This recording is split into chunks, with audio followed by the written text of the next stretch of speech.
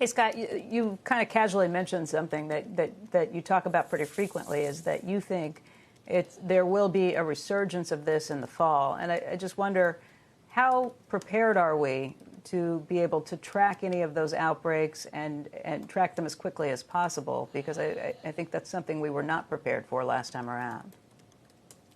Yeah, better than before. If you look at H1N1 in 2009, and I put out this chart last night on Twitter, it sort of collapsed in July and August. So it was epidemic all the way into June, collapsed in July and August, came down sharply.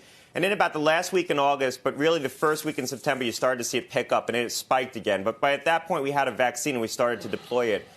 This could follow a similar path where we get a sort of quiescence in July and August, but we shouldn't be lulled into a false sense of security, because this could and probably will come back in the fall.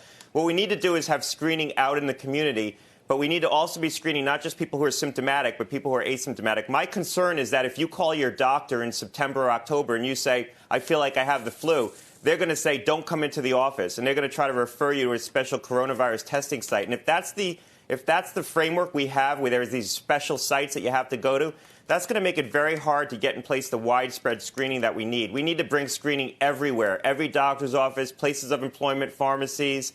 But I fear that there's going to be an impediment to that, in that people aren't going to want to turn over positive cases in their offices, in their pharmacies, because it's going to mean that they have to undergo deep cleanings, quarantines. And so there's going to be only special sites to get tested. And that's going to reduce the ability to test asymptomatic people. Just everyone should be getting swabbed in the fall. People who have a runny nose should be getting a test for coronavirus, so we can turn over these asymptomatic cases quickly and know where this is spreading.